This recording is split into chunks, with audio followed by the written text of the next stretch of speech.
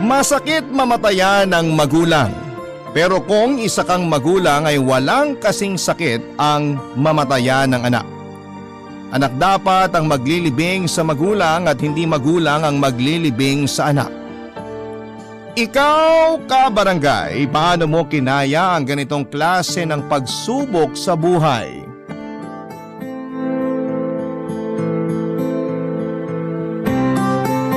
Dear Papa Dudut, ang pagiging ina hindi yan basta-basta. Maraming pagsasakripisyo ang dapat handa tayong gawin para maging mabuting magulang sa mga anak natin. Yun po ang lagi kong iniisip simula nang ikasal kami ng asawa kong si Danilo at magsamang magplano ng pamilya namin. Hindi po madali ang landas na dinadaanan namin para matupad ang pangarap namin yon. Pero masasabi ko pong worth it ang lahat.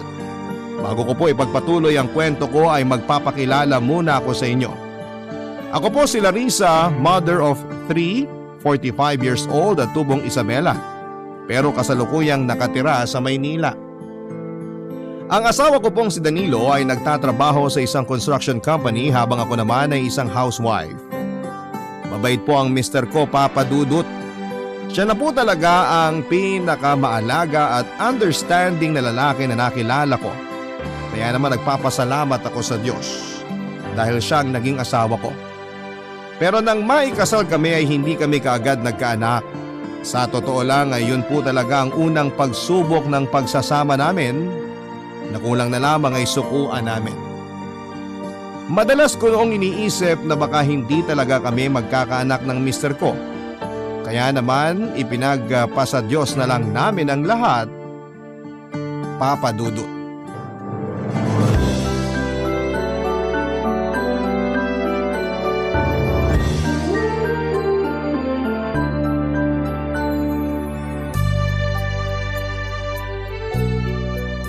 Ano kayang pakiramdam kapag meron tayong anak? Palagay mo, darling.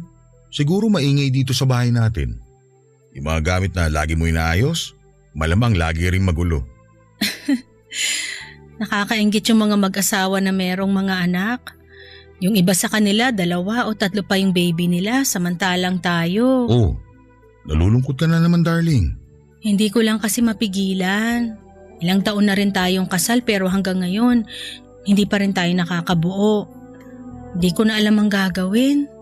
Pakiramdam ko wala akong kwentang babae kasi hindi kita mabigyan ng anak. Kahit kailan, hindi ko inisip na wala kang kwenta dahil lang wala tayong anak, Larissa. Kaya hindi tama na ganyan ang iniisip mo tungkol sa sarili mo. Pasensya ka na. Hindi ko lang talaga mapigilang mag-overthink at magkumpara. Lalo kapag nakakakita ako ng mag-asawa na may mga anak. Yung kumare ko nga pala, niyaya niya akong pumunta sa birthday party ng anak niya kaso nagdadalawang isip ako. Bakit naman? Sigurado kasi na maiinggit lang ako pag nakita ko yung anak niya. Baka maging bitter lang ako, kaya hindi na lang ako pupunta. Ay, darling, pasasaan ba naman ang palagian nating pagdarasal sa Diyos na sana pagkalooban din tayo ng sarili nating anak, hindi ba? Malay mo, isa sa mga araw na to, dinggin niya na ang panalangin natin. Huwag lang tayong mawawala ng tiwala sa Kanya. Hindi naman ako nawawala ng tiwala sa Diyos. Naiinip lang ako. Hindi na tayo bumabata, Danilo. Baka kung kailan uugod-ugod na tayo saka lang tayo magkaanak. Paano pa natin maaalagaan yung baby natin pag nagkataon? Mahihirapan na tayo. Tama ka naman, kaya nga naisip ko rin na may isa pang option na pwede nating gawin kung sakali na hindi tayo pagkakalooban ng anak. Ano yun? Mag-ampun tayo. Ayos lang sa'yo na mag-alaga ng anak na hindi mo dugot laman? Ang pagiging magulang naman hindi nasusukat sa kung nanggaling ba sa'yo o hindi ang anak na aalagaan at palalakihin mo. Kaya ayos lang sa akin na mag-ampun tayo kung wala na talagang pag-asa na magkaanak tayo. Pero syempre option pa lang yun. Ayoko namang gustuin lalo na kung hindi ka sangayon. Hindi naman sa ayaw ko. Pero iba pa rin kapag nanggaling sa tiyan ko yung bata na aalagaan at palalakihin natin. Gusto ko maranasang magbuntis at dalhin siya ng 9 na buwan. Pakiramdam ko kasi mas magiging malalim ang koneksyon namin sa isa't isa at yun ang kukumpleto sa pagiging nanay ko sa kanya. Kung ano man ang desisyon mo, susuportahan kita. Ikaw pa rin naman ang magbubuntis sa ating dalawa pag nagkataon. Ayokong alisin sa iyo ang karapatan na maramdaman at mapagdaanan ang proseso ng pagkakaroon natin ng anak. Salamat Danilo kasi naiintindihan mo ko. Kahit na ngayon na malabo pa rin talaga ang tsansa na mabigyan kita ng anak. Kaya kong maghintay na maging tatay kung kailan handa na tayong pareho ng pagkalooban ng anak. Kaya huwag ka na mag-alala. Pilitin mo ring huwag na mag-isip ng mga negatibong bagay dahil kalulungkot mo lang yun. Naniniwala ako na maririnig din ng Diyos ang panalangin natin at bibigyan niya tayo ng anak. Magiging mga magulang din tayo, Larissa. Tama, magiging mga magulang din tayo. Hindi na ako makapaghintay na matawag na mama ng magiging anak natin. Siyempre ako rin. Excited na matawag na papa. Pero sa ngayon, habang wala pa siya, tayong dalawa muna. Ayos ba yun? Yun lang pala eh. Ayos na ayos.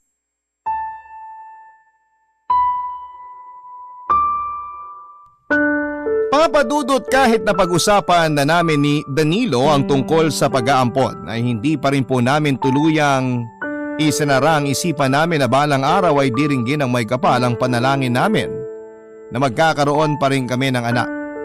Kung kinakailangan naming magdasal sa lahat ng santo o pumunta sa mga simbahan para lamang magkaroon ng himala at mabuntis ako ay gagawin po namin ni Danilo. Hindi rin po kami tumigil sa pag-aalaga sa aming sarili at nandyan yung nagpapa-check up. Nagpapa-check up kami kung saan ay nalaman ko nga na may PCOS ako. Dahilan kung bakit hirap akong magbuntis. Malaking dagok po sa akin ang sakit ko na yon kaya aaminin ko na nakadagdag yon sa depression na nararamdaman ko. Sa kabila ng lahat ay lalong naging maunawain sa akin ang asawa ko. Lumipas pa po ang ilang taon na pagsunod sa mga sinasabi ng doktor na gawin ko at pag-inom ng gamot at ganoon din ang pagkakaroon ng proper exercise at bawas stress ay nagkatotoo po ang matagal na naming pangarap ni Danilo. Nabuntis po ako, Papa Dudut. Masayang masaya po kaming mag-asawa dahil sa wakas ay magiging magulang na kami.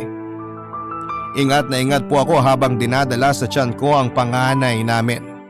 Kitang-kita ko naman po sa mga mata ni Danilo na excited siya and in fact, lalo siyang naging masipag sa trabaho at mas naging vocal siya sa mga pangarap at plano niya para sa aming lumalaking pamilya.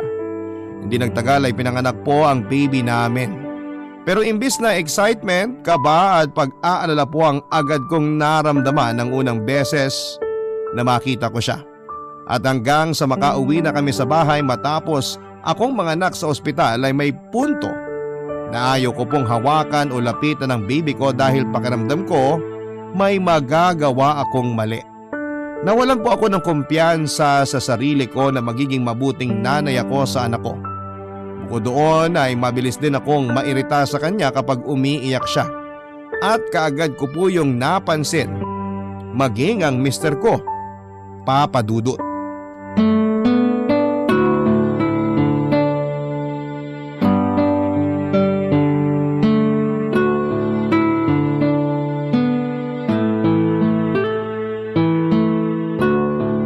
Ayos ka lang ba, Larissa? Ayos lang ako. Huwag ka mag-alala sa akin. Pero parang ang lungkot-lungkot mo. Kaya hindi ko maiwasang hindi mag-alala sa'yo.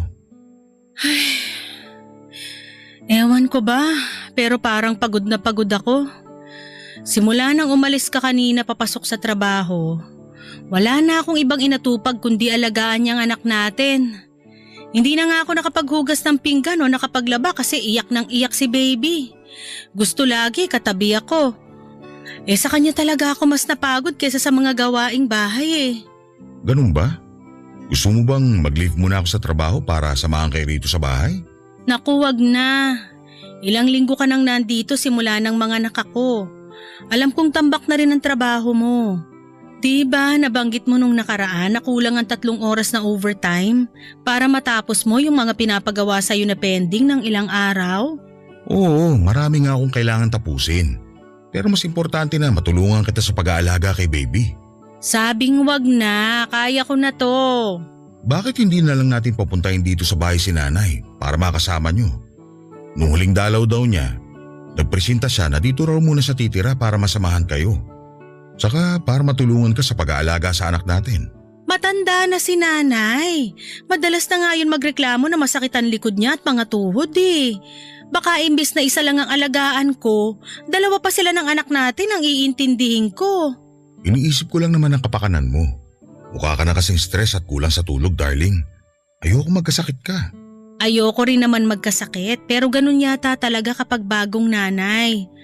Hayaan mo, masasanay din ako. Masasanay din tayo. Makakapag-adjust din ako. Basta, kung kailangan mo ng tulong, huwag ka mahihiya magsabi sa akin. Alam mo naman na willing akong tumulong para mapagaan ang araw-araw mo. Alam ko naman yon, Danilo. Kaya nga nagpapasalamat ako sa Diyos dahil nandyan ka. Sigurado kasi ako na hindi ko kakayanin ang lahat kung wala ka. Sasamantalahin ko na rin ang pagkakataon na magpasalamat sa iyo. Kasi sinamahan mo ko sa paghihintay na magkaroon ng anak. Hindi ka nawalan ng pag-asa na balang araw, magiging magulang din tayo. Tinutupad ko lang naman kung anong sinabi ko at pinangako sa altar nung ikasal tayo. Kaya kahit makulitan ka sa akin, lagi mo ko maasahan. Oh, si baby umiiyak. Ay, kakapatulog ko lang sa kanya kanina, ba't ang aga naman niyang nagising? Masyado ba siyang naingayan sa pag-uusap natin? Teka darling, bakit parang nagagalit ka? Hindi ako galit. Pagod lang ako. Mabuti pa puntahan ko muna ang anak natin. Baka kabaging ka iiyak. Sige, kasi ayoko muna siyang makita. Ewan pero nagsasawa ako kapag ang hirap niyang patahanin. Larissa! Larissa! Parang mainit ang anak natin! Ano? Bukas naman ang aircon na! Hindi yun ang ibig ko sabihin! Nilalagnat ang baby natin! Halika rito! Dali! Kumpirmadong nilalagnat nga po ang anak namin kaya kaagad namin siyang dinala sa pinakamalapit na ospital, Papa Dudut. Mabuti na lamang at naagapan yon at hindi na lumala pa. Malaki po ang pagsisisi ko dahil pakiramdam ko ay napabayaan ko ang baby namin samantalang matagal namin siyang pinagdasal ni Danilo na ibigay sa amin ng Diyos. Mabuti na lang dahil hindi ako hinusgahan ng mister ko. Mas inintindi niya ako at ang pinagdadaanan ko. Naging mas maalaga rin siya sa aming mag-ina dahil alam niyang hindi madali ang mga karanasan ko mula sa pagbubuntis hanggang sa panganganak. Postpartum, yun po ang eksaktong termino kung bakit irritable ako at mailap sa sarili kong anak.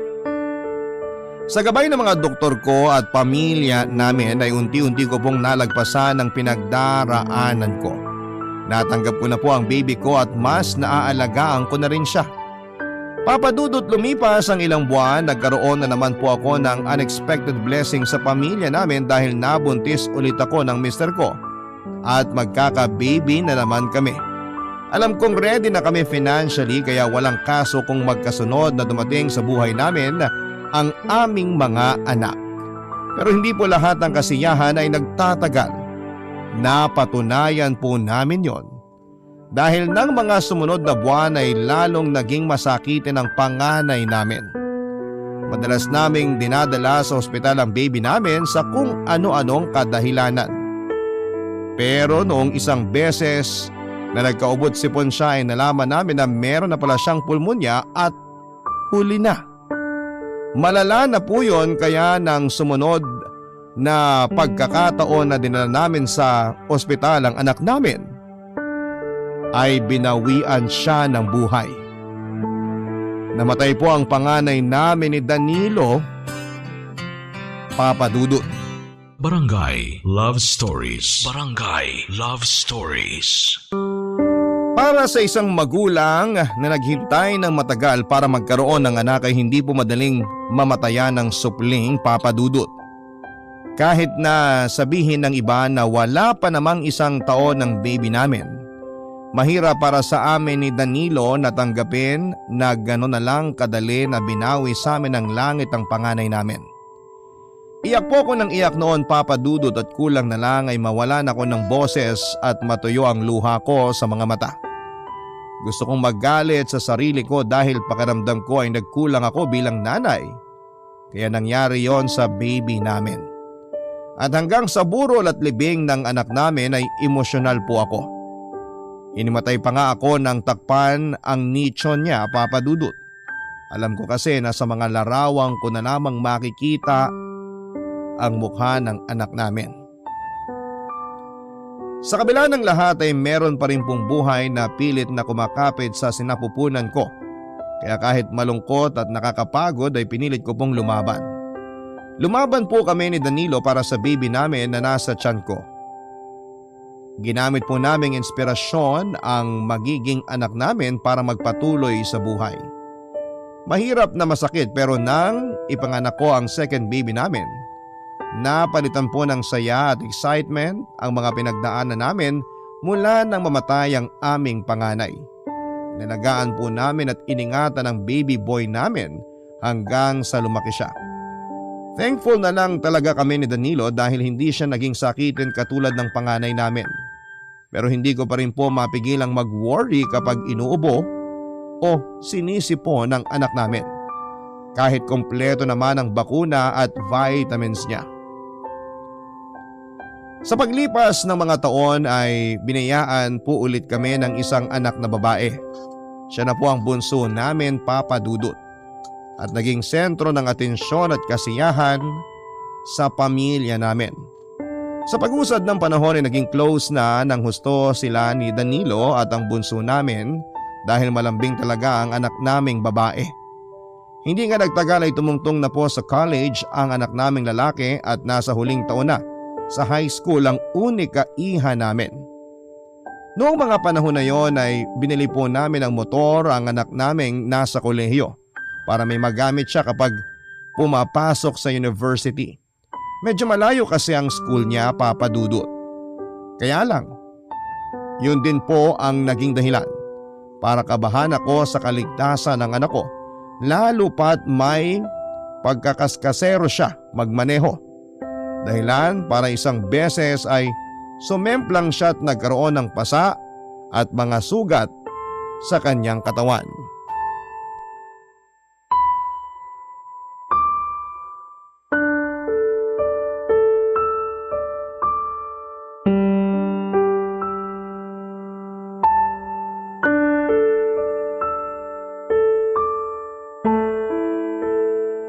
Danilo! Yang anak mo pagsabihan mo ah! Narinig mo ba kung paano ako sinagot-sagot? Akala mo hindi ako ang mama niya? Uminahon ka nga muna, Larissa. Nahihilo ko sa'yo. Kanina ka pa palakad-lakad. Paano ako hihinahon? Nakakainit ng ulo yung anak mo. Manang-mana talaga sa'yo. O bakit naman ako nadamay dyan? Kailan ko pinainit ulo mo? Ngayon, kasi hindi mo ako naintindihan. Naiintindihan kita. Hayaan mo, kakausapin ko ang anak natin. Mali talaga na sagutin kanya ng pabalang. Yan nga ang sinasabi ko, pero mali ba ako? Nag-aalala lang naman ako sa kanya dahil sa nangyari. Paano kung mas malala pa pala ang disgrasya na inabot niya? Paano kung imbis na mga galos at pasalang sa tuhod at siko, pumutok na yung ulo niya o kaya nabalian siya ng buto? Hindi ko kakayanin yun, Danilo! Pwede ba kumalma ka? Mupo ka muna. Pwede ba? Huwag ba ako utusang kumalma? Teka nga, bakit parang kalmado ka pa? Di ka ba talaga marunong mag-alala para sa anak natin? Siyempre nag-aalala ko, pero ayoko mataranta katulad mo. Ah, ganon. Ano, gagaya ka rin sa anak mo? Sasabihan mo rin ba ako na overacting? Hindi, pero pumirmi ka muna. Hay nako, ewan ko sa'yo! Ang akin lang, walang madudulot na magandang pag-aalala mo dahil sigurado ako na mula ngayon, lalo nang mag-iingat ang anak natin. Ang aksidente, hindi naman maiiwasan yan. Pero dahil sa nangyari, malamang matakot na yun pag nagbara-bara siya sa pagmamaneho ng motor niya. Pag may nangyari pa talaga na di maganda sa kanya, ikaw ang sisisihin ko. Dapat talaga hindi ka na pumayag nung nagpabili ng motor yung anak mo. Parang hindi naman yata tama yan. Kasi pareho naman tayong sumang-ayon na kuhanan siya ng motor para may magamit siya sa pagpasok sa school. Ilang buwan na rin naman tayo nirereklamuhan ng anak mo dahil napapagod siya sa pagkocommute. Oh, baka naman sa akin mo pa rin isisi na malayo kasi ang school na pinasukan niya, ha? Ah, basta! Kasalanan mo pa rin! Darling, walang mangyayaring masama sa anak natin. Kaya huwag ka na mag-alala. Huwag mo rin isipin na hindi kita naiintindihan kasi magulang din ako. Nung tumawag ka sa akin kanina para sabihin na sumemplang ang anak natin, nagmamadali akong makauwi galing sa trabaho kasi nag-aalala ako ng gusto. Pasensya ka na. Masyado lang ako nadala ng mga pangyayari. Alam ko naman nakabado ka rin nun. Sinong hindi kakabahan? Tatay ako, anak ko yun. Mabuti ka mo dahil sinabi ng bunso natin na hindi naman malala yung mga sugat ng kuya niya. Yung pagkakatawag mo kasi sa akin kanina parang… Huwag mo lang ituloy. Susungal-ngalin talaga kita. Biro lang, ikaw naman. Nakuha mo pa talaga magbiro samantalang seryoso ang nangyayari? Pinagagaan ko lang ang sitwasyon. Huwag ka na magalit. Pambihira ka naman kasi. Kausapin mo yung anak mo ha kasi sumasakit ang ulo ko sa kanya. Pagsabihan mo siya. Ipaintindi mo na nag-aalala lang kamo tayo. Hindi niyo ako masisisi kung maging overprotective ako sa anak namin Papa Dudut dahil ayoko na pong maulit na mamatayan ng anak. Pag nangyari pa yon ay baka hindi ko na kayanin pa. Nasasaktan lamang ako doon sa parte na habang pinagsasabihan ko ang anak naming lalaki na mag-ingat sa susunod ay sinabihan niya akong OA. Hindi naman daw po malala ang injury niya at nangyayari talaga ang pagsemplang sa lahat ng may motor. Yun po ang kinalungkot ko ng husto ng mga panahon na yon. Na siya namang sinabi ko kay Danilo. Alam ko po na naiintindihan ako ng mister ko dahil magulang din siya.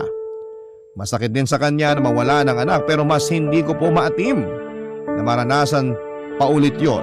Kaya lalo ako naging mahigpit sa dalawa naming anak Papa Dudut. Nandyan yung hindi ko na pinagamit ng motor ang anak naming lalaki dahil natatakot ako na baka may mangyaring masama sa kanya. Tinabugan niya pa nga ako at inaway pero nanindigan po ako na ako ang masusunod sa pamamahay namin. Kahit si Danilo ay walang nagawa sa desisyon ko Papa Dudut dahil alam niyang bubungangaan ko siya kapag kinontra niya ako. Yung anak ko namang babae ay mas sinigpitan ko lalo na kapag uuwi galing sa school. Sinusundo ko na rin siya para alam kong ligtas siyang makakarating sa bahay namin kahit na ilang beses na siyang nagsasabi na huwag ko na yung gawin dahil malaki na raw siya. Pero binabaliwala ko po ang sentimiento ng mga anak ko at mas pinakinggan ko ang sarili ko. Para sa akin ay hindi nila alam ang pakiramdam ko bilang nanay nila na nag-aalala sa mga anak dahil wala pa naman sila sa posisyon ko para maunawaan yon. Sa kabila ng lahat ay hindi pa rin ako mapakali Papa Dudut. Kahit alam kong nasa pamamahay ko lamang ang mga anak ko, may mga gabi na hindi ako pinapatulog ng mahimbing dahil kung ano-anong masasamang bagay ang napananaginipan ko Papa Dudut.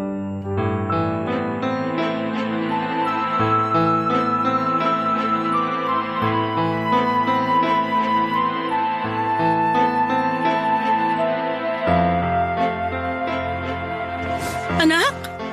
Anak ko? Parang awa mo na gumising ka. Anak, huwag mo namang iwan si Mama at Papa. Please, gumising ka kasi hindi namin kaya na mawala ka. Anak naman eh. Anak, alam mo namang hindi magandang biro to. Huwag mo naman kaming takutin ng Papa mo kasi hindi nakakatuwa. Anak! Hoy, Larissa! Gumising ka!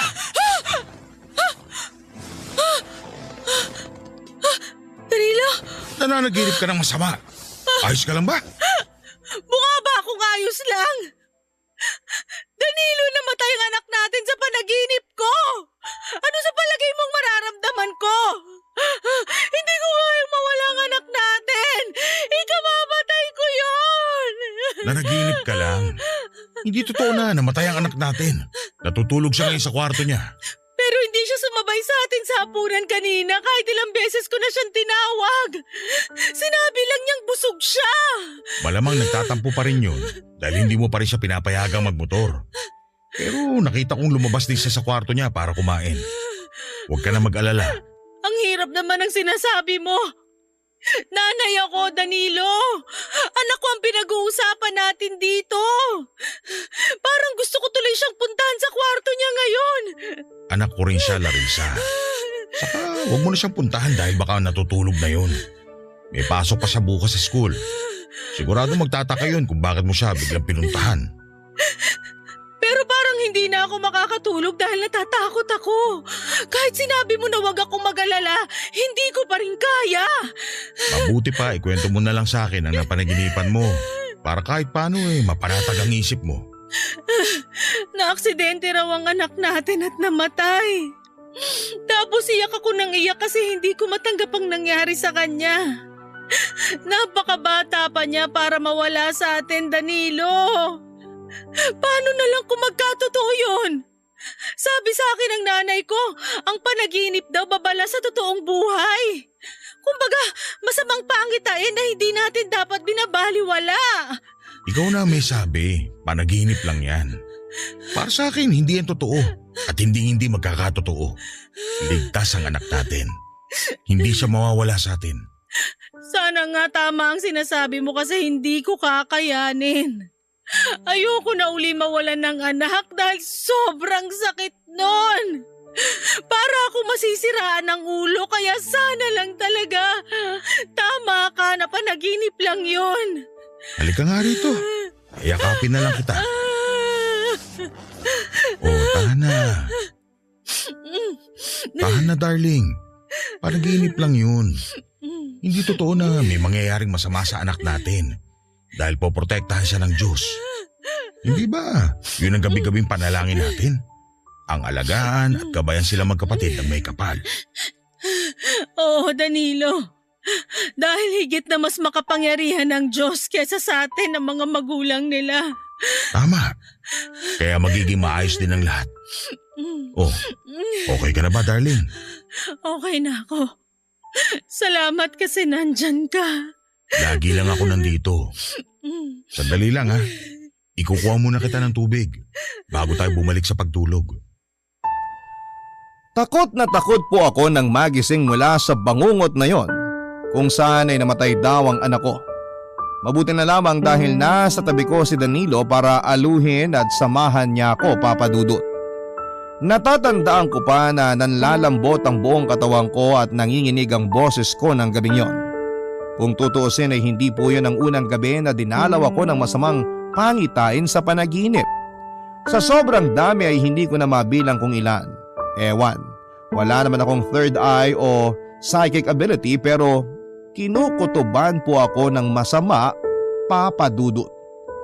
Ayoko pong magpadala sa isiping yon kaya sinunod ko ang payo ni Danilo na baliwalain ang masamang pangitain ko.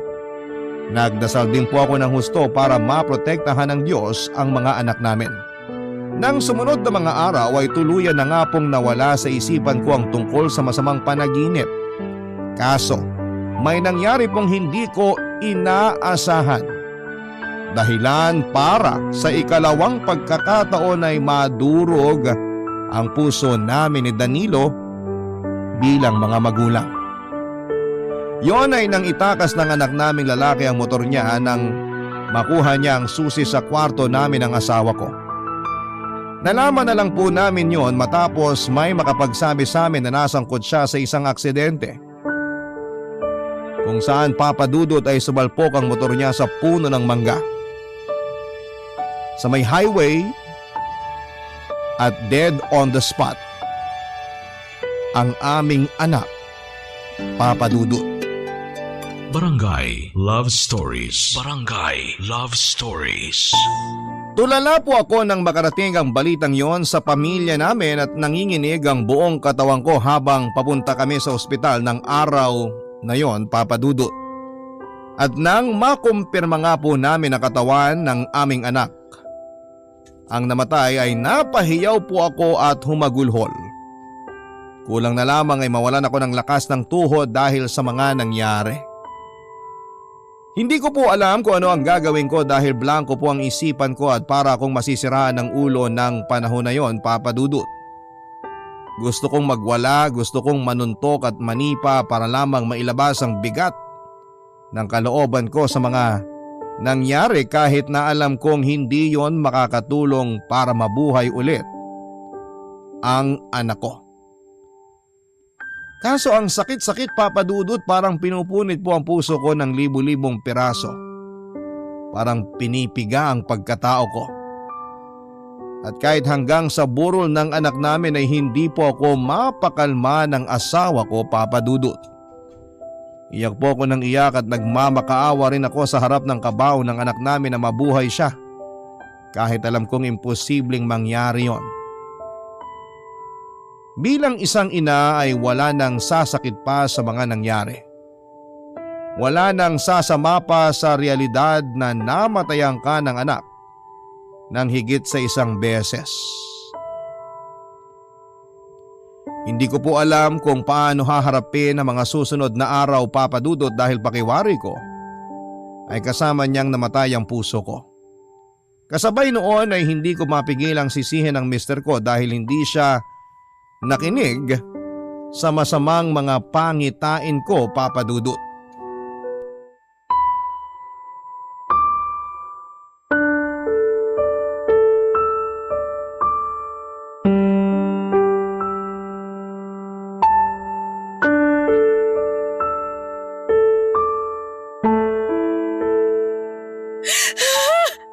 Anak! Gumising ka, parang awa mo na! Anak ko, nakikiusap ang mama, please naman! Larissa, Bitawan mo ako! Galit na galit ako sa'yo! bakit? Anong ginawa ko? Nagtatanong ka pa ba talaga? Kasalanan mo kung bakit nawala ang anak natin! Hindi ka kasi nakinig sa akin noon nung sinabi ko sa'yo yung tungkol sa panaginip ko! Sabi mo wala lang yon! Na hindi yun totoo! Pero ano nangyari? Tingnan mo ngayon ang anak natin! Patay na siya, Danilo! Patay na ang anak natin! Hindi ko naman ginusto nangyari sa anak natin. Huwag mo naman sana ako sisihin. Sinong sisisihin ko? Yung kapitbahay natin? Yung mga taong nandito? Sige nga! Sabihin mo! Sino? Walang may gusto sa nangyari. Kaya wala kang dapat sisihin. Masakit din sa akin na maagang kinuha ang anak natin. Pero ano magagawa ko? Aksidente yun. Pwesteng katwiran yan, Danilo! Kung hindi kasi sa lintik na motor na yan, hindi madidisgrasya ang anak ko! Hindi sana siya mamamatay! Sa akin mo na naman ba'y sisisihan? Baka nakakalimutan mo. Ikaw ang nagigpit sa kanya. Kaya niya tinakas ang motor niya. Anong gusto mong palabasin? Kasalanan ko? Ganon ba? Ganon ba ang ibig mo sabihin? Hindi naman sa ganun. Pasensya ka na, Larissa. Masyado lang akong nadala. Alam mo ba kung anong nararamdaman ko ngayon? Durog na durog ang puso ko! Para na rin akong pinatay dahil sa nangyari sa anak natin! Paano na lang tayo magpapatuloy kung kulang na ang pamilya natin? Sige nga, sagutin mo! Ang bata-bata pa ng anak natin na hindi pa siya nakakapagtapos ng pag-aaral! Hindi pa nagkakaroon ng sariling pamilya! Hindi pa niya na-enjoy ang buhay niya tapos kinuha na siya sa atin!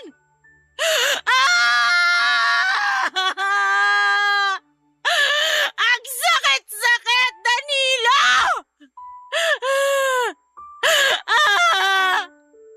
Bilang nanay, hindi ko deserve na maranasang mawalan ng mga anak! Alam ko, hindi talaga madali ang pinagdadaanan natin. Kung bakit ba naman kasi hindi ako nakinig nun sa kutob ko? Kung bakit kasi binaliwala ko yung masamang pagitain ko? Hindi sana mawawala sa akin ang anak ko! Hindi sana siya kukunin ng kamatayan! Danilo, hindi ko na alam ang gagawin ko! Para ako mababaliw! Para ako masisiraan ng ulo! Huminahon ka muna, Larissa. Paano ako ihinahon? Sige nga! Paano? Sabihin mo! Patay na ang anak natin! Hindi na siya babangon dyan sa kabaong na hinihigaan niya kasi iniwan na niya tayo! Bakit kailangan mangyari ito sa atin? Ginawa naman natin ang lahat para maging mabuti at maalagang magulang, pero bakit pinaparusahan naman tayo ng langit?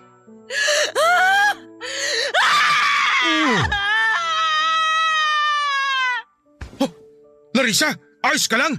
Gumisi ka, Larissa! Larissa! Tulong! Tulungan niyo kami!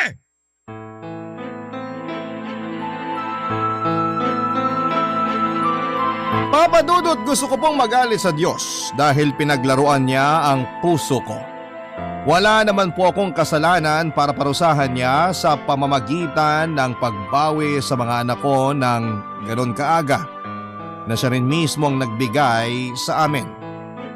Para sa akin ay unfair po yun at sa kahit sang anggulo tingnan ay hindi ko alam kung paano ako ulit magsisimula.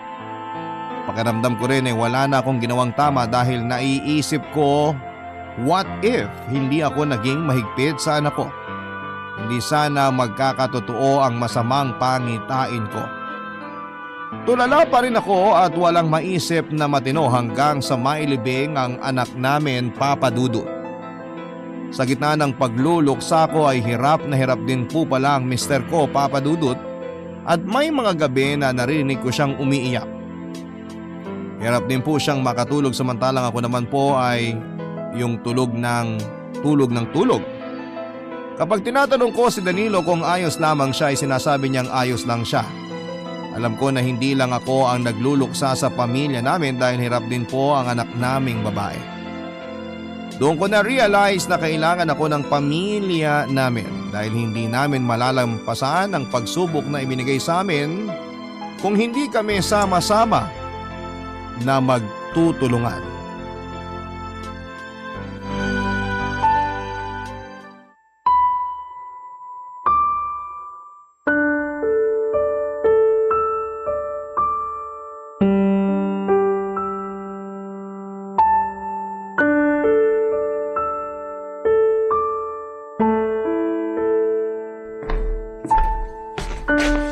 Danilo, pwede ba kitang makausap? Sige, tungkol saan? Gusto ko munang humingi ng tawad kasi naging makasarili ako nitong nakaraan. Lalo na sa paraan ko ng pagluluksa sa pagkamatay ng anak natin. Nakalimutan ko na anak mo rin siya. At kahit ikaw, nagluluksa rin. Naiintindihan ko naman na sa ating dalawa, mas masakit lahat to para sa'yo. Kasi ikaw nagdala sa mga anak natin sa tiyan mo ng 9 na buwan. Ikaw din ang kasakasama nila simula baby sila habang nagtatrabaho naman ako. Ikaw halos na nagpalaki sa kanila kaya hindi madali na bigla na lang sila mawawala sa'yo. Nandun na tayo, pero di ko pa rin dapat binaliwala yung nararamdaman mo. Oo, naiintindihan mo ko, salamat. Pero dapat, naiintindihan din kita dahil mag-asawa tayo. Tayong dalawang mga magulang nila. Kung wala ka, wala rin sila. Nahihiya ako sa inyo ng bunso natin kasi akala ko ako lang yung nawalan pero ang totoo, tayo. Ang pamilya natin ang namatayan. Gabi-gabi, tinatanong ko rin ng Diyos sa mga panalangin ko kung bakit niya kinuha sa atin ang 2 anak natin. Naging mabuting magulang naman tayo. Hindi natin sila pinababayaan.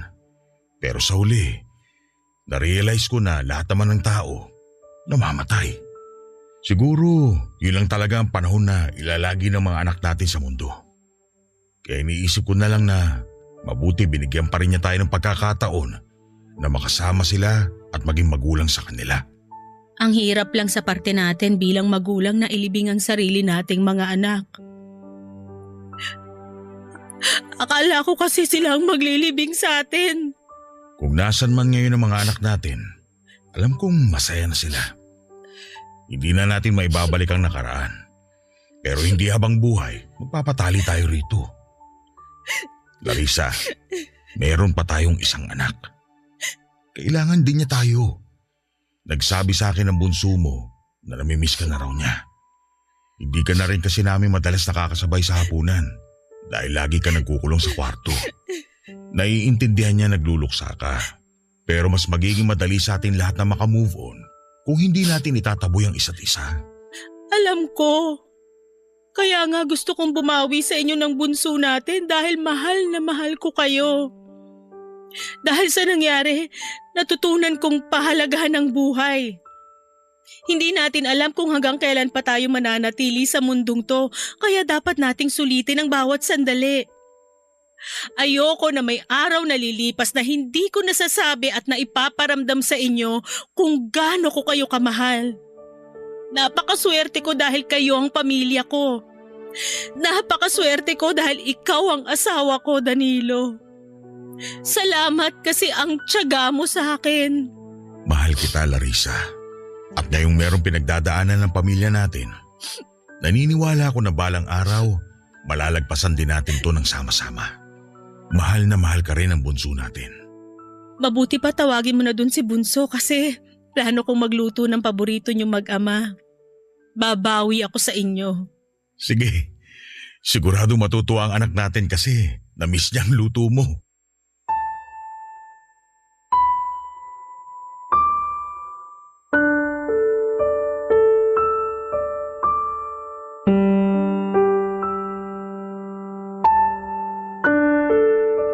Bilang isang ina at magulang ay masakit na makita mong nililibing ang mga anak mo. At kulang na lamang ay magkapera-peraso ang puso mo kapag nawala sila sa iyo. Mahirap makapag-move on at aminado ako na may mga gabi na naiiyak pa rin ako, Papa Dudut, dahil nagiging sariwa sa alaala ko ang pagkamatay ng mga anak namin ni Danilo. Pero sa awa ng Diyos ay unti-unti na kaming nakapag-move on at nagpapatuloy sa buhay. Gano'n naman, hindi ba? Nabibigyan lang ng puwang sa puso natin yung sakit pero hindi naman ito tuluyang nawawala. Sa kabila ng lahat ay inisip ko na lamang na may dahilan ng lahat. Na balang araw pag inadya ng langit ay magkikita at magkakasama kami ulit ng mga anak ko sa kabilang buhay. Sa kasalukuyan ay nasa mabuting lagay naman po ang bawat isa sa amin at naging pampawala ko ng stress ang pakikinig po ng Barangay Love Stories. Maganda po kasi ang mga storya na tinatampok ninyo at ang pinakapaborito ko ang tungkol sa pamilya. Nakaka-relate po kasi ako kaya naisipan ko rin pong magsulat, Papa Dudut. Hanggang dito na lamang po ang aking liham. Maraming salamat po sa inyong programa and more power sa inyong istasyon. Ang inyo pong kapuso at kabarangay forever, Larissa. Barangay Love Stories.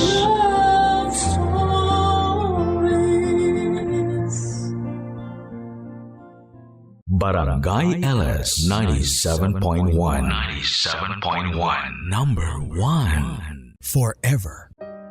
Kabarangay, i-share mo ang iyong barangay love stories. Sabay-sabay nating pakinggan ang iyong kwento ng pag-ibig, buhay at pag-asa. Ipadala lang sa barangaylovestories@yahoo.com.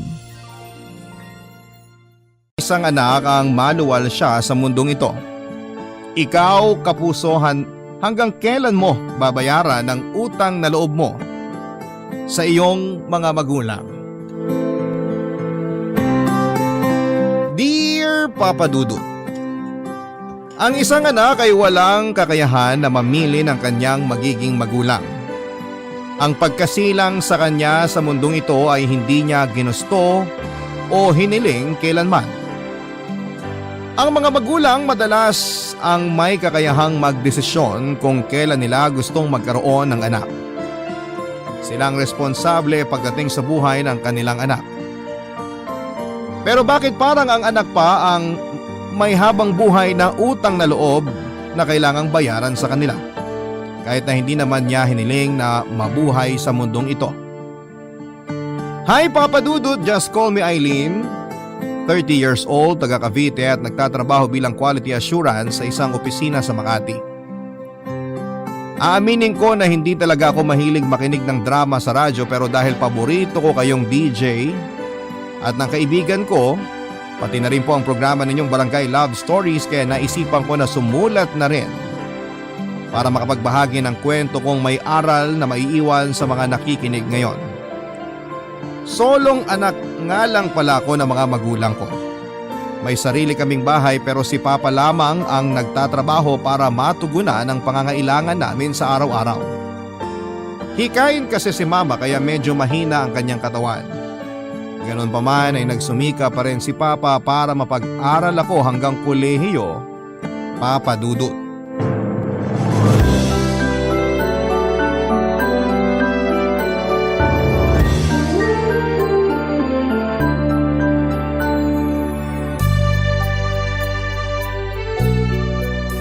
Ano, Eileen?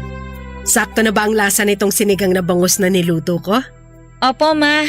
Sakto na po yung asim ng sabaw. Ang sarap. Talaga? Sana magustuhan din ng papa mo. Sigurado po ako na magugustuhan to ni Papa. Kasi pareho kami ng panlasa eh. Tsaka lahat naman din ng niluluto nyo, masarap po talaga, Ma. Maana ka talaga sa papa mo na magaling mambola. O siya, tulungan mo na ako maghain sa lamesa at sigurado ako na pauwi na rin ang papa mo. Sige po, Ma. Kukuha na po ako ng mga plato at baso.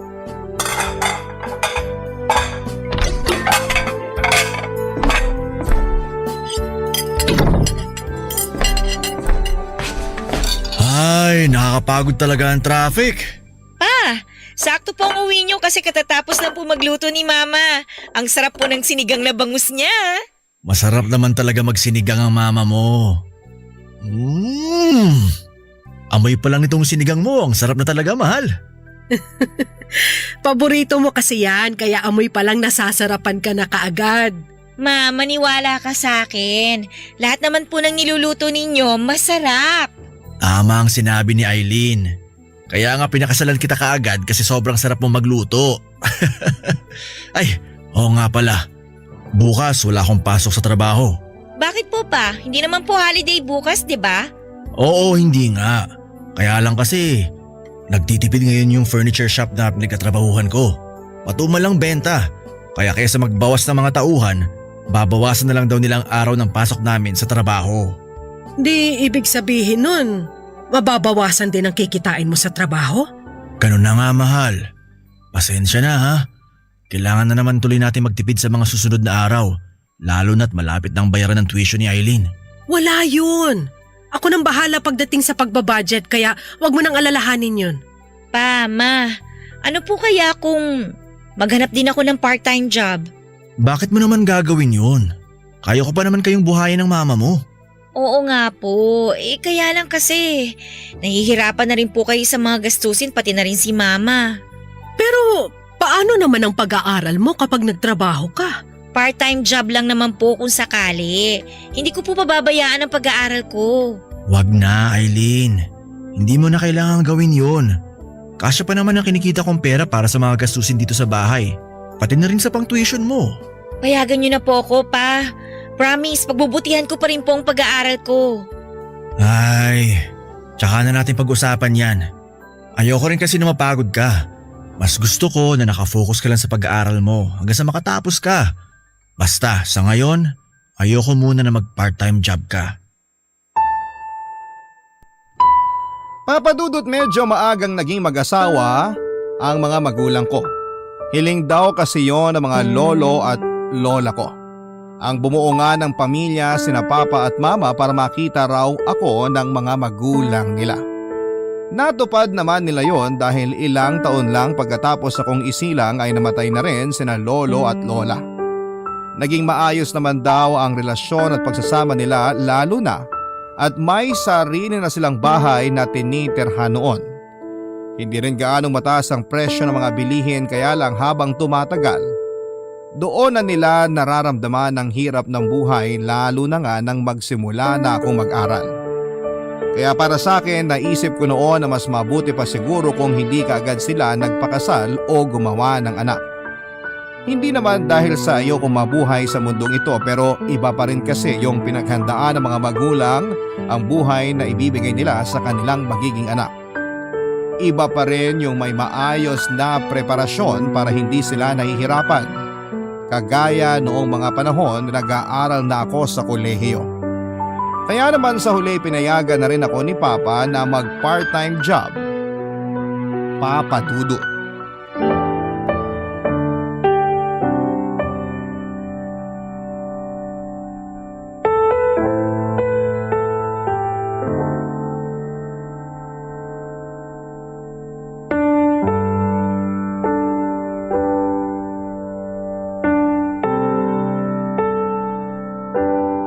Ma, Pa! Sa wakas, graduate na po ako! Oo nga anak! At sobrang proud kami sa'yo ng papa mo. Tama ang mama mo, Eileen. Nakaka-proud kasi Tinulungan mo kami ng mama mo para makapagtapos ka ng pag-aaral mo. Sabi ko naman po kasi sa inyo, kaya kong pagsabayin ng pag-aaral at pagtatrabaho. Oh, teka. Umiiyak po ba kayo, pa? Naku, hindi. Napuwing lang ako. Umiiyak kayo eh. Eto talagang papa mo. Mas madrama pa kesa sa akin. Hanggang ngayon kasi, nahihiya pa rin ako. Bakit naman po? Pakiramdam ko kasi, hindi ko masyado nagampanan ng pagiging tatay ko sa'yo. Dapat hindi kita hinayaan na magtrabaho habang nag-aaral. Ginawa ko po yun para makatulong sa inyo. Kaya hindi nyo po kailangan na mahiya. Pero, munti ka na rin hindi makagraduate, di ba? Oo nga po. Dahil dun sa isang incomplete na final grade ko sa major subject. Pero nagawan ko naman po ng paraan dahil naipasa ko yung special exam na binigay sa akin ng professor ko. Wala pong kinalaman ng pagpa-part-time job ko ron, pa. Di meron pa rin. Kasi sobrang nahirapan ka na pagsabayin ng pag-aaral at pagkatrabaho. Kung hindi kita pinayagan na magtrabaho nun, mas makakapag-focus ka sa pag-aaral mo. Pero kung hindi naman po ako nag-part-time job, kayo lang po ni mama yung mahihirapan lalo na pagdating sa pagbabudget para sa mga gastusin. Magulang mo kami at responsibilidad naming ibigay ang mga pangangailangan mo. Hindi mo kailangang isipin ang mga problema namin kasi anak ka namin. Kami ang mas dapat na kumilos para sa'yo, Eileen. Pero isang pamilya po tayo, pa. At ang pamilya, dapat po nagtutulungan. Tsaka ang mahalaga naman po ngayon, nakatapos na ako ng pag-aaral ko. Ito po yung pangarap ninyo para sa akin ni mama, di ba? Yung makaakyat sa stage at makakuha ng college diploma. Tama si Eileen, mahal. Huwag na tayong malungkot sa araw na to. Dapat nga mag-celebrate pa tayo kasi tinupad ni Eileen ang pangako niya na hindi niya pababayaan ang pag-aaral niya kahit may part-time job siya. Pasensya na. Hindi ko lang din talaga maiwasan na maging emosyonal sa araw na to. Hindi lang din kasi ako makapaniwala na sa wakas, college graduate na nag-iisang anak natin, mahal. Ako rin naman. Parang kailan lang. Araw-araw tayong namomroblema kasi palagi siyang umiiyak kapag iniiwan na natin siya sa classroom ng grade 1 pa lang siya. Pero eto, sa wakas, tapos na siya sa pag-aaral niya. Kaya nga po, malaki yung pasasalamat ko sa inyo. Kasi hindi niyo po ako sinukuan. Alam ko po na napakaraming pagsubok ang dumating sa atin. Hindi po naging madali yung buhay para sa ating tatlo. Pero nagpakatatag pa rin po kayo. Hanggang sa ito, nakapagtapos na ako ng pag-aaral ko. Basta po, pangako ko po sa inyo na ako naman po yung babawi sa pagkakataon na to. Susuklian ko po lahat ng sakripisyo na ginawa po ninyo para sa akin.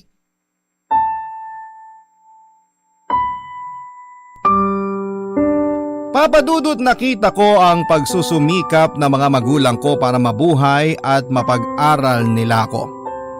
Kahit nasa bahay lang, si mama ay palagi niya akong inaasikaso lalo na kapag alam niyang pagod ako sa part-time job ko. Kapag umuwi ako noon sa bahay ay pinagtitimplan niya kaagad ako ng kape at pinaghahandaan ng merienda. Tatanungin niya rin ako kung anong ulam ang gusto ko para sa hapunan. Gusto niya raw kasi na kahit papaano ay mabawi ko ang pagod ko mula sa part-time job ko. Si Papa naman ay tutol talaga noong sabihin ko na nakapasa ako sa interview para makapag part-time job. Ayaw niya kasi na maapektuhan ang pag-aaral ko. Ayaw niya nang nahihirapan ako pero dahil na rin siguro nagsisimula na kaming magipid sa pera ay pinayagan na rin niya ako. Sinabi lang niya sa akin na kapag nahihirapan ako na pagsabayin ang pag-aaral at pagtatrabaho ay bitawan ko na raw ang pangalawa para mas makapag-focus ako sa pangarap naming tatlo na makapagtapos ako ng kolehiyo. At dahil nga sa suporta ng mga magulang ko ay natupad ko ang pangarap nila na makagraduate ako. Para sa akin ay malaki ang utang na loob ko sa kanila at gagawin ko ang lahat para mabayaran yon, Papa Dudut. Barangay Love Stories. Barangay Love Stories. Papa Dudut, kaagad din naman akong nakahanap ng trabaho. Pero hindi pala madali ang maging regular sa isang kumpanya. Palaging natatapos ang kontrata ko at hindi na re-renew pa. May ilang taon din akong ganon at nahihirapan talaga ako kapag natatapos ang kontrata ko sa trabaho. Ayoko kasi nang nagtatagal ako sa bahay namin. Hindi dahil sa ayokong makasama ang mga magulang ko, kung hindi dahil ayokong maging pabigat sa kanila. Nahihiya ako sa kanila kapag nababakante ako at nahihirapan na maghanap ng trabaho. May oras kasi noon na natagalan bago ako matanggap ulit sa trabaho at halos naubos na rin ang ipon ko. Kaya naman hanggat maaari hindi ko inahayaan na magtagal na wala akong trabaho dahil gusto ko talagang makatulong sa mga magulang ko. Mabuti na lamang at pagkalipas ng ilang taon ay naging regular na rin po ako sa isang kumpanya. Ayun nga lang sa Makati yon at medyo nahihirapan ako sa pagbiyahe ko sa pang-araw-araw. Pero ayos lang. Basta malaki ang naitutulong ko noon sa mga magulang ko pagdating sa mga gastusin sa bahay, Papa Dudut.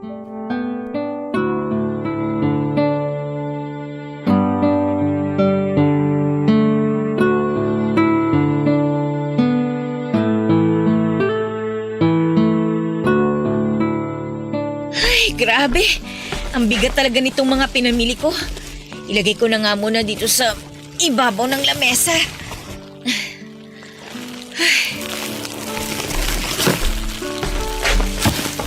O Aileen! Nakauwi ka na pala! Mahal! Nandito na si Aileen! Oh anak, ang dami mo naman yatang pinamili. Medyo po, pa. Kasi nakita ko na wala na pong laman ng ref natin eh. Kaya eto, nag-grocery na po ako ng pang isang linggo. Kasi nadaanan ko pong bukas pa yung convenience store na malapit dito sa atin eh. Dapat nag-text ka na malapit ka na dito sa bahay para naabangan ka namin sa may garahe at natulungan ka naming bitbitin tong mga pinamili mo. Empty bat na rin po kasi yung cellphone ko kaya hindi na ako nakapag-text. Bumili ka na rin pala ng makakain natin sa hapunan. Opo ma, bumili po ako ng spaghetti, fried chicken, tsaka buko salad dun sa katabing restaurant ng convenience store. Mabuti na lang pala at hindi pa ako nagluluto ng ulam natin. Bakit parang ang dami mong binili para sa hapunan, Aileen? Kasi gusto ko po sana mag-celebrate tayo ngayon, kahit ito lang po sa bahay.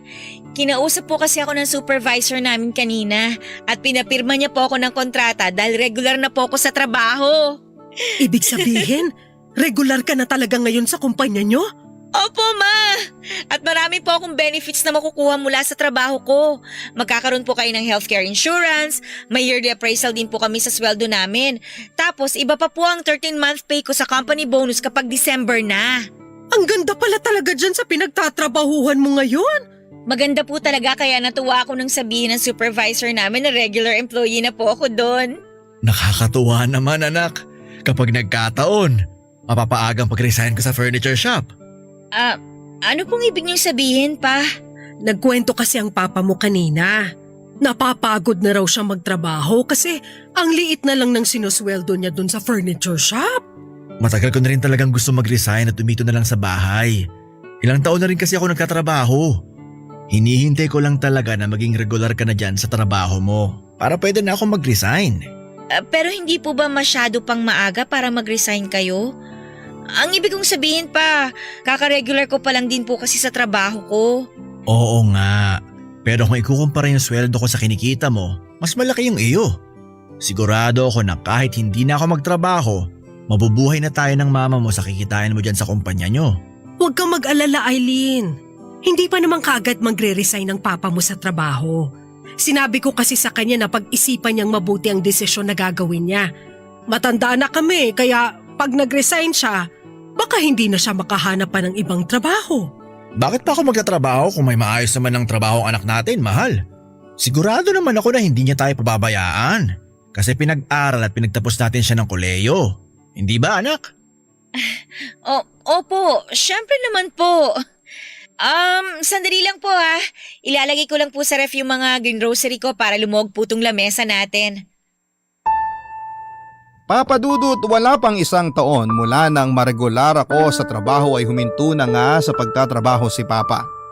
Nag-resign siya sa pinagtatrabahuhan niya at mula noon ay ako na ang sumalo ng lahat ng mga gastusin sa bahay.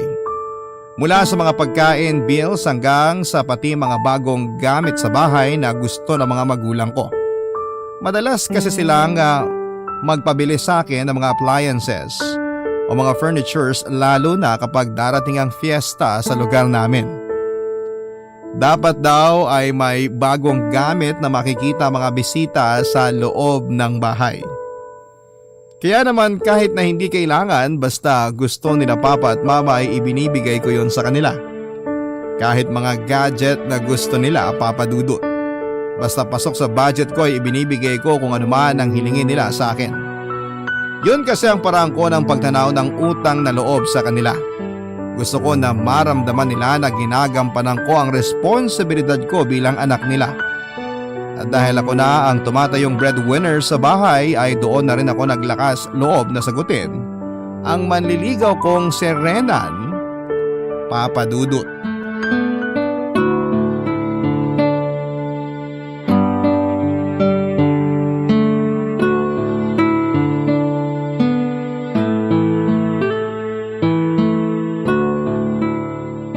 Babe, salamat sa pagpunta mo dito sa bahay para mas makilala ka ng parents ko ha.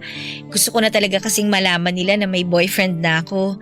Naku, pasensya ka na, ginabi ka na ha. Kaya sigurado hating gabi ka na makakauwi ng kondo mo. Naku, ayos lang yun babe. Nag-enjoy naman ako nakausap sila eh. At nag-enjoy din naman sila nakakwentuhan ka kanina. Talaga? Oo naman! Pinagluto ka pa nga ni mama ng paborito mong beef caldereta, di ba? Oo, ang sarap nga nun eh. Walang-wala yung kaldereta na niluluto ng mami ko. Pero babe, sa tingin mo, nagustuhan nila ako para sa'yo? Para kasing medyo tahimik sila kanina habang nagdi-dinner tayo. Lalo na yung papa mo. Hindi siya masyadong nagsasalita. Ganun lang talaga si Papa. Nakilala mo na siya dati, di ba? Nung pinakilala kita sa kanila na manliligaw ko, may pagkasuplado talaga siya. Lalo na kapag mabagal ang internet connection dito sa bahay. Mahilig kasi yun mag-Facebook eh.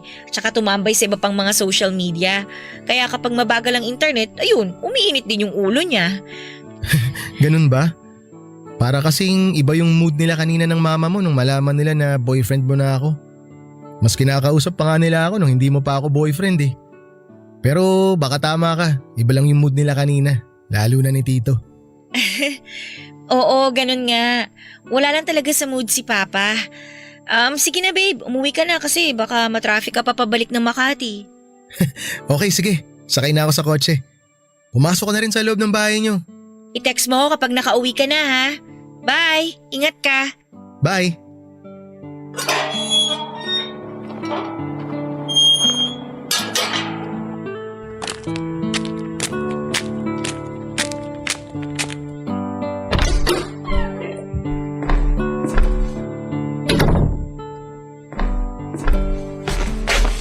Nakaalis na ba si Renan? Opo pa, baka kasi matraffic pa siya pabalik ng Makati eh. Ano namang naisipan mo at sinagot mo ng lalaking yon? Ha? Ano pong ibig niyong sabihin pa? Ang ibig sabihin ng papa mo, hindi ba masyado pang maaga para maging boyfriend mo siya? Ilang buwan din naman pong nanligaw sa akin si Renan. Naipakilala ko na rin po siya dati bilang manliligaw ko. Kaya sa tingin ko, wala nang ibang dahilan para hindi ko siya sagutin. Pero hindi mo pa rin dapat minamadali ang mga bagay-bagay, Aileen. May tamang oras naman, lalo na pagdating sa pakikipagrelasyon. Pa, 28 years old na po ako. Pareho rin naman po kami ni Rena na may regular at maayos na trabaho. Siguro naman po, ito na yung tamang oras para mas makilala namin ang isa't isa bilang magkarelasyon. Mas makikilala mo siya kung wala pa kayong relasyon. Kasi kapag pinatagal mo pa ang panliligaw niya at sumuko siya, ibig sabihin, hindi siya seryoso sa nararamdaman niya para sa'yo. Naiintindihan ko naman po ang point nyo, pa. Pero para sa akin po, mas gusto ko siya makilala bilang boyfriend ko. Ikaw ang bahala. Sabi mo nga, nasa tamang edad ka na. Pero sana, huwag ka pa rin nagmamadali sa mga desisyon na ginagawa mo. Huwag kang tumulad sa mga kaklase mo. Di mo kailangan makipag-unahan sa kanila sa pag-aasawa. At kung dumating man ang oras na gusto mo na talagang lumagay sa tahimik na buhay, sana, huwag mong kalilimutan ang obligasyon mo sa amin ng papa mo. Tandaan mo sana na nag-iisang anak ka lang namin. Kaya wala kaming ibang pwedeng asahan na tumulong sa amin kung hindi ikaw lang, anak.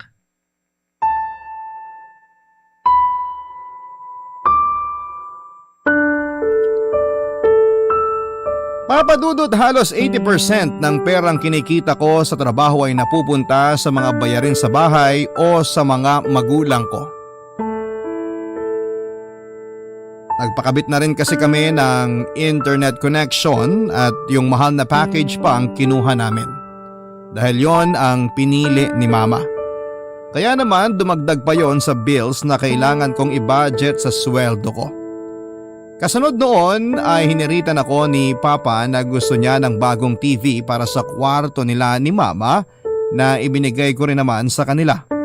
Tapos aircon naman ang hiniling ni Mama sa akin at iba pang mga bagong gamit na binigay ko din sa kanila.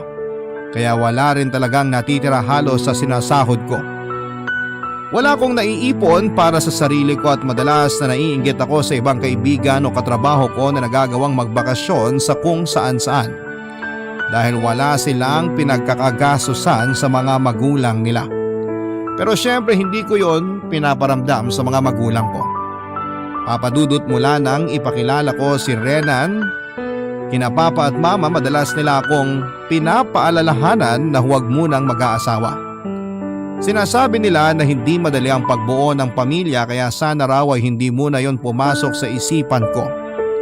Dapat daw ang trabaho at pag-iipon muna ang focus ko at hindi ang pagkakaroon, Papa Dudut, ng pamilya at ng anak. Ang naisip ko noon ay sana naisip din nila Papa at Mama ang mga bagay na yon bago sila nagdesisyon na gumawa ng anak noon, Papa Dudut.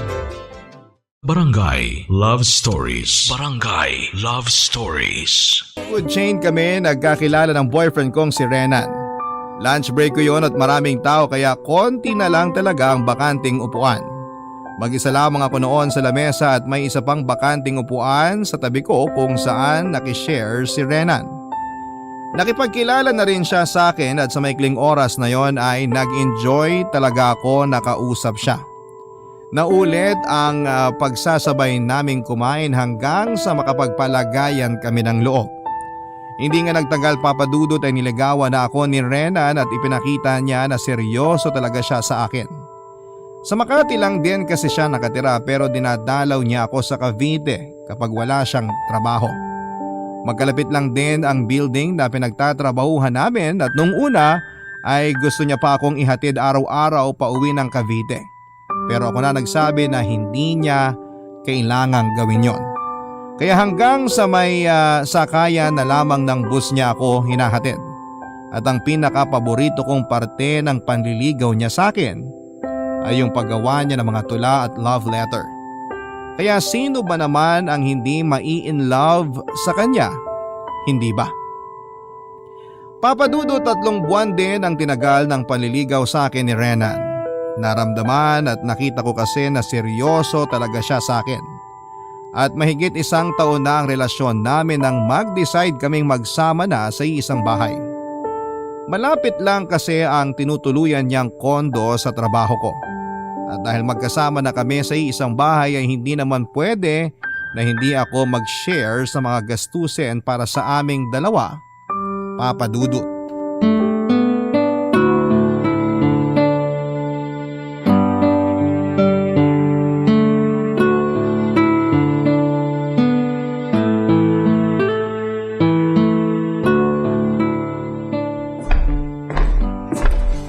Ay, grabe.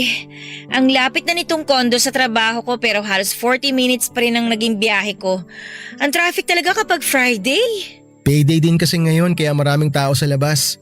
Mas traffic pa nga kanina kasi halos 1 oras din ako nag-drive pa uwi. Mabuti na lang talaga, babe, hindi ka sumabay sa akin.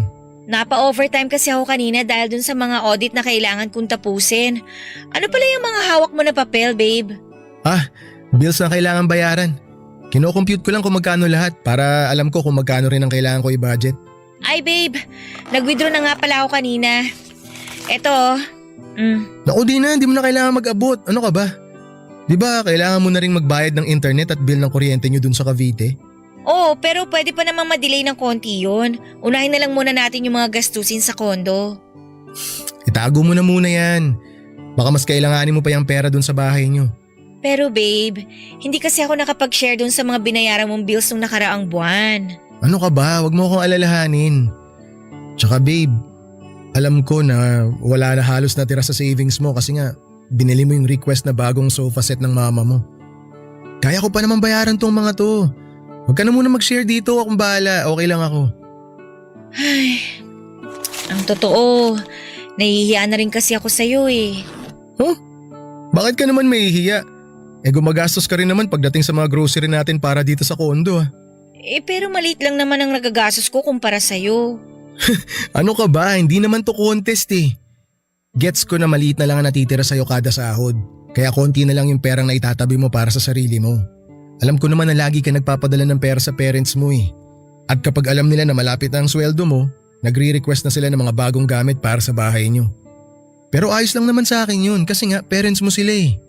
At alam ko na ikaw lang ang inaasahan nila na tutulong sa kanila. Ay, kaya nga minsan napapagod na talaga ako. Anong ibig mong sabihin babe? Habang tumatagal napapansin ko na parang may mali na sa ginagawa ko o ginagawa ng parents ko eh. Pakiramdam ko, masyado na akong naaabuso. Baka naman pagod ka lang, kaya mo nasasabi yan. Siguro nga babe. Pagod na akong suportahan at tulungan sila. At mahirap man aminin, minsan nararamdaman ko na pagod na ako maging anak nila. Imagine, kaka-regular ko lang sa trabaho, nag-resign na kagad yung papa ko para magstay na lang sa bahay. Kahit pwede pa naman sana naming pagtulungan yung mga gastusin doon. Pero hindi eh, inasa na lang nila sa akin ni mama lahat. Alam mo sa totoo lang, nakakainggit ka, tsaka yung ibang mga kaibigan ko. Kasi nagagawa nyo magtrabaho na halos sarili nyo lang ang iniisip nyo. Yung parents nyo kasi hanggang ngayon nagtatrabaho pa rin para sa mga sarili nila. Hindi nila kayo binigyan ng responsibilidad na buhayin sila. Samantalang ako, ito, kumakayod para sa mga magulang ko. Ikaw na rin ang nagsabi sa akin dati na gusto mong bumawi sa kanila. Ginagawa mo yan kasi nga gusto mong tumanaw ng malaking utang na loob. Pero hanggang kailan ko ba dapat gawin yun? Hanggang kailan nga ba ako dapat magbayad ng utang na loob sa kanila? Nakakapagod na kasi talaga, Renan. Nakakapagod na silang unahin kaysa sa sarili ko. Papadudot bukod sa malapit ang kondo ni Renan sa pinagtatrabahuhan ko ay gusto ko na rin talagang ihanda ang sarili ko pagdating sa pag-aasawa. Kaya pumayag ako sa gusto ni Renan na magsama na kami sa iisang bahay. Mag 30 years old na kasi ako noon kaya naman para sa akin ay oras na para i-ready ko ang sarili ko tungkol sa buhay pag-aasawa. Kailangang matuto na akong mag-budget, maging good partner at humawak ng pera na para sa aming dalawa. Kaya lang ng mga oras na yon ay hindi ko yon magawa ng tama dahil na rin sa patuloy na pag-aabot ko ng pera sa mga magulang ko. Noong mag-umpisa na hindi ako masyadong umuwi sa bahay namin sa Cavite ay wala naman akong naririnig na kahit na anong negatibo mula sa mga parents ko. Nag-text naman kasi ako na kinarenan ako matutulog kapag ganon. Tapos ay palagi akong nag-iiwan ng pera sa kanila. Pero nang tuluyan na nga kaming mag-live-in ni Renan, hindi naman pwede na puro si Renan lang ang gagastos ng para sa aming dalawa. Bukod sa hindi pa fully paid ang kondo na yon ay may mga bills, gastusin sa kondo at iba pang bayarin din siya na pinaglalaanan ng pera niya. Kaya naman doon na ako nagsimulang mas ayusin ang pagbabudget ko ng pera. Mas nagtipid ako para makapag-abot ng pera na panggastos namin ni Renan. At kasama sa pagbabudget na yon ay ang pagtitipid ko sa binibigay kong pera sa mga magulang ko, Papa Dudut.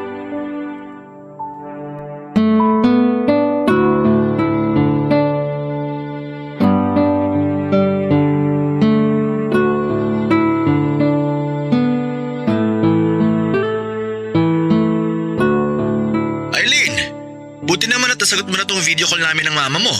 Sorry po, Pa. May sakit po kasi ako kaya hindi ako masyadong nagse-cellphone. Naku, ganun ba? Kumusta naman ang pakiramdam mo ngayon? Medyo okay na po kaysa nung mga nakaraang araw. Ano bang sakit mo, anak? Trangkaso lang naman po tsaka na-overfatigue din po ako sa trabaho. Hindi ka naman yata inaalagaan ng maayos ang boyfriend mo dyan sa tinitirhan mo eh. Pa, inaalagaan po ako ni Renan. Kaya nga po hindi na ako nagpa-confine kasi kasama ko siya dito sa bahay. At talagang maasikaso po siya. Lumabas lang po siya saglit ngayon para bumili ng gamot ko. Baka naman kasi masyado mong pinapagod ang sarili mo sa trabaho. Ang sabi ko sa'yo, magpahinga ka rin, di ba? Ang dami po kasing holiday nito mga nakaraang araw. Kaya panay din po yung overtime ko kasi sayang yung double pay na ibibigay ng kumpanya sa amin. Kahit na. Dapat hindi mo pa rin inaabusong katawan mo. Ay, nga pala Eileen. May binibentang speaker na may kasama ng amplifier ang ninong Gary mo. Ang sabi ko, itatanong ko muna sa'yo kung kukunin natin. Mukha namang maayos pa tsaka maganda talaga ang tunog nung subukan ko yun sa bahay nila. Pero di ba po may speaker pa tayo dyan sa bahay? Oo nga, pero luma na yun nandito. Hindi na nga maganda yung tunog ng speaker na yun eh. Nasa magkano po ba yung binibenta ni Ninong, pa? Mura lang naman, nasa 7,000. Ha? 7,000? Ang mahal naman po nun, pa. Yan nga rin ang sabi ko sa papa mo. Masyadong mahal. Galing kasing Saudi yun kaya ganun ang presyo. 15,000 talaga ang bili ni pare doon. Pero halos kalahati na lang ang presyo na binigay niya sa atin. Ano Eileen? Pwede ko na bang sabihin sa kanya na kukunin natin yon? Kahit ano, bawasan mo na lang ng konti yung allowance na bibigay mo sa amin ng mama mo. Sige po. Pwede naman, kaya lang baka sa susunod na buwan ko pa po maibigay yung pambayad ha. Natitipid din po kasi ako ngayon eh. Magbabayad din po kasi kami ni Rena ng para dito sa kondo. Bakit naman kailangan na pati ikaw magbigay pa ng pera para sa pambayad niya ng kondo? Kasi po dalawa na kami ni Rena na nakatira dito sa kondo, pa. Oo nga, pero siya ang lalaki. Dapat siya lang ang gumagastos lahat para sa'yo. Kaya nga hindi ko maintindihan kung bakit kailangan mo pang bawasan ang perang pinapadala mo dito sa amin eh. Bakit kailangan na pati kami tipirin mo? Pa, sinabi ko naman po sa inyo yung dahilan. Nagsasama na kami ni Renan dito. Kaya kailangan na magtulungan rin kaming dalawa pagdating sa mga gastusin. Pero paano naman kami mga magulang mo? Nagpapadala pa rin naman po ako ng pera sa inyo, di ba? Ayun nga lang po, kailangan nating magtipid ng konti kasi may ibang pinagkakagastusan na rin po ako dito. Nasaan na ba yung Rena na yan ha? Lumabas nga po siya pa para bumili po ng gamot ko. Bakit niyo po ba siya hinahanap? Gusto ko siyang kausapin. Hindi niya dapat ginagawa sa'yo yan. Hindi ka dapat niya hinihinga ng pera para sa mga gastusin niyo dyan sa kondo niya. Hindi po ako hinihingian ni Rena ng pera, pa. Kusa po ako nagbibigay sa kanya kasi nga po, dalawa na kaming responsable sa mga bayarin dito. Mali pa rin yun. Siya ang lalaki. Kaya dapat siya lang ang gumastos lahat para sa'yo. Kasi kung patuloy kang papayag na maghati kayo sa mga gastusin, paano naman kami ng mama mo? Nag-iisang anak ka lang namin, Eileen. Huwag mo naman sanang kalimutan yun. Kaya nga pinilit ko na makapagtapos ka na pag-aaral mo. Kasi ikaw lang ang pwede naming asahan na tumulong sa amin. Huwag mo naman sanang baliwalain lahat ng sinakripisyo namin ng mama mo para sa'yo. Papadudod, hindi ko alam kung anong klaseng mindset meron ng mga magulang ko. Sa totoo lang ay hindi ko na sila naiintindihan. Pakiramdam ko kasi noon, kaya nila ako ginawa at pinanganak sa mundong ito ay para maging lifetime insurance nila. Binigay ko naman ang lahat ng pangangailangan nila. Bawat hilingin nila sa akin, pinagsusumikapan ko na maibigay sa kanila. Mga gamit, appliances sa bahay, pagpapaayos ng bahay namin, halaman na gusto ni mama, mga gadget na gusto ni papa at kung ano-ano pa. Inispoil ko talaga silang dalawa dahil gusto ko na maramdaman nila na ginagawa ko ang lahat para mabayaran ang utang na loob ko sa kanila. Tinupad ko rin naman ang pangako ko na hindi ko sila pababayaan at babawi ako sa kanila. Pero parang kulang pa rin ang mga ginagawa ko na yon. Kaya naman nagkasagutan talaga kami ni Papa hanggang sa sinabi ko na lamang na uuwi ako sa susunod na linggo para ipahakot ang ibang gamit ko. Papadudod, pagkatapos kong makuha ang ibang gamit ko sa bahay ni Papa ay hindi na kami masyadong nag-uusap pa. Nagpapadala na lamang ako ng pera sa bank account ni mama para sa mga panggastos nila. Ang gusto ko sana ay bigyan ng puhunan sina papa at mama para makapagtayo sila ng tindahan o anumang negosyo para sa kanilang dalawa. Pero sinabi ni papa na hindi nila kailangan yon. Matatanda na raw sila para mag-asikaso pa ng mga negosyo na kagaya ng sinasabi ko. Pero sinubukan kong ipaliwanag sa kanila na wala namang masama kung susubukan nila magtayo ng tindahan, lalo na at walang masyadong tindahan sa lugar namin. Pero para kay Papa, may edad na sila para maghanap buhay at obligasyon ko naman na sila ang buhayin ko. Papa Dudut, sa loob ng ilang taon na pagtatrabaho ko para sa mga magulang ko ay hindi naman siguro masama kung piliin ko naman na simulang isipin at asikasuhin ang sarili ko. Oo, malaki ang utang na loob ko sa kanila, pero dapat ba na habang buhay ko yung bayaran sa kanila? Hindi ba pwedeng tulungan din naman nila ang mga sarili nila? Ang anak ba talaga ang sasalo sa huli ng responsibilidad nila? At hanggang kailan ba ako dapat na tumanaw ng utang na loob sa mga magulang ko? Sorry po sa napakaraming tanong na iniwan ko sa inyo. Sa totoo lang kasi nahihirapan pa rin ako hanggang sa ngayon. Hindi ko na alam kung paano ko pa tutulungan ang mga magulang ko. Gusto na ni Rena na magpakasal kami at magkaroon ng anak, pero natatakot ako sa mas malaking responsibilidad. Pero kung mangyari man na magkaroon na kami ng anak ng partner ko, Papa Dudut, ay hindi ko po ipaparanas sa magiging anak namin ang responsibilidad na pilit na ibinigay sa akin ng mga magulang ko. Dito ko na rin po tatapusin ang sulat ko, Papa Dudut. Ang inyo pong forever kapuso at kabarangay, Eileen. Barangay Love Stories.